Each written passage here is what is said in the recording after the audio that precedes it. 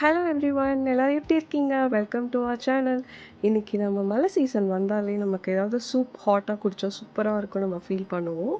So mutton போட்டு நம்ம பெப்பரியா soup எப்படி பண்ணலான்னு பார்க்கலாம் வாங்க. ரொம்ப ஈஸி அண்ட் குயிக் ரெசிபி. ஈஸியா பண்ணிடலாம் வாங்க. சீரகம் 2 ஸ்பூன் போட்டிருக்கேன். சோம்பு 1 ஸ்பூன் போட்டிருக்கேன். மிளகு 2 ஸ்பூன் போட்டிருக்கேன். 5, 6 சின்ன வெங்காயம் போட்டிருக்கேன். மஞ்சத்தூள் போட்டிருக்கேன். நீங்கள் காரம் தேவைப்படுதுன்னு நினச்சிங்கன்னா இன்னும் நீங்கள் மிளகு எக்ஸ்ட்ரா வச்சுக்கோங்க. சீரகம் மிளகு எவ்வளோ வைக்கிறீங்களோ அது இன்னும் டேஸ்ட்டாக இருக்கும். கொஞ்சம் தண்ணி விட்டு அது நல்லா பேஸ்ட் மாதிரி அரைச்சி எடுத்துக்கோங்க. நான் இன்னைக்கு வந்து வைக்க போகிறது வந்து மட்டனோட போனில் தான் பண்ண போகிறேன். நான் நீங்கள் நெஞ்சு எலும்பு கிடைச்சா அதை வாங்கி வைக்கலாம், இல்லை நீங்கள் நார்மல் மட்டன் பீசஸ் வேணாலும் வாங்கி வச்சுக்கலாம்.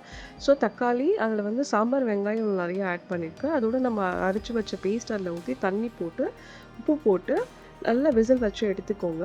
நீங்கள் அதுக்கு வேக வைக்கிற அளவு நீங்கள் எவ்வளோ தூரம் வைக்கணுமோ நல்லா ஒரு 6, 7 விசில் வச்சு நல்லா விசில் வச்சு நம்ம எடுத்துக்கலாம் தனியாக. அதில் 1 ஸ்பூன் நீங்கள் எண்ணெய் ஆட் பண்ணிக்கோங்க மறக்காமல். சால்ட்டு காரம் எல்லாமே இப்பயே செக் பண்ணி விசில் வச்சுருங்க.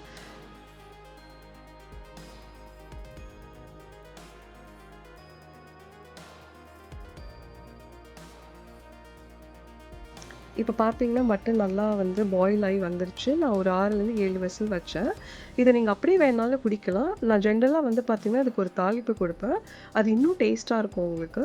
ஸோ ஒரு கடாய் வச்சுட்டு கொஞ்சம் ஆயில் போட்டுக்கோங்க. அதில் கடுகு உளுந்து போட்டுட்டு நல்லா பொரிஞ்சதுக்கப்புறமா வந்து ஆனியன் வந்து குட்டி குட்டியாக கட் பண்ணி அதில் ஆட் பண்ணிக்கோங்க.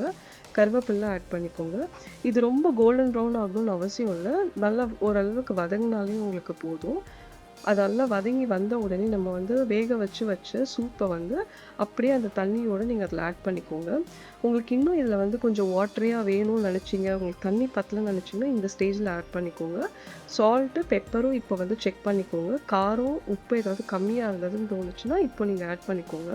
அண்ட் இது வந்து ரைஸுக்கும் நல்லாயிருக்கும். குழந்தைங்களுக்கு நீங்கள் போட்டு கொடுக்கலாம். குழந்தைங்களுக்கு போடும்போது காரம் கொஞ்சம் கம்மி பண்ணிக்கோங்க.